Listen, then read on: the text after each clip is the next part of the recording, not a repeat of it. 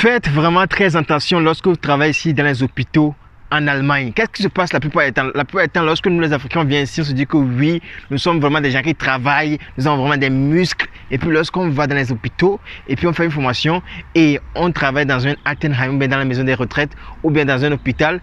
Et là, on commence par se dire que ok, moi je vais tout faire pour pouvoir transporter moi seul le patient. Même si le patient pèse 100 kg, 120 kg, les gens essaient eux-mêmes de tout faire pour pouvoir transporter le patient, alors que c'est vraiment très très dangereux. Il y a quelque chose qu'on appelle Bandscheibenvorfall. Je ne sais pas si vous avez une fois entendu parler de ça.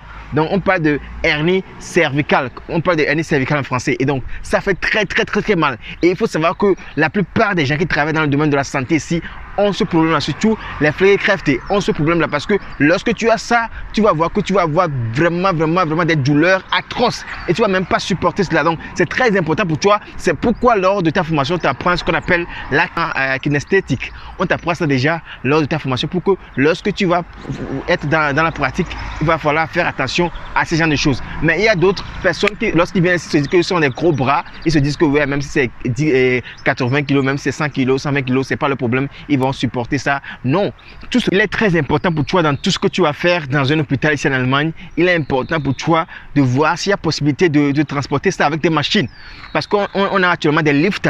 Avec le lift, on peut travailler. Mais si ton employeur n'a pas de lift, il va falloir demander l'aide de tes collègues pour qu'ils puissent t'aider. Parce que lorsque tu détruis ton dos, c'est fini pour toi. Toi, tu ne peux rien faire. Tu auras ce malaise-là jusqu'à la fin de tes jours. Tu vois, c'est pourquoi il est très important de prévenir cela par les kinesthétiques. Quand on vous apprend à l'école, essayez d'utiliser ces méthodes-là. Ne vous dites pas que non, je suis costaud, moi-même je vais le faire. Oui, on me dit que oui, je travaille très bien, je suis très costaud, je suis un homme, je vais le faire. Non, tu peux être costaud, mais si tu ne sais pas les techniques qu'on utilise pour pouvoir transporter les gens, pour pouvoir transporter les choses lourdes, tu vas voir qu'à la fin, tu auras des problèmes et puis tu vas avoir simplement des maladies ici en Allemagne. Tu vois, donc c'est très important pour moi que tu mets ça en pratique. Fais très très attention lorsque tu es dans la pratique et on te demande de soulever des choses lourdes, etc.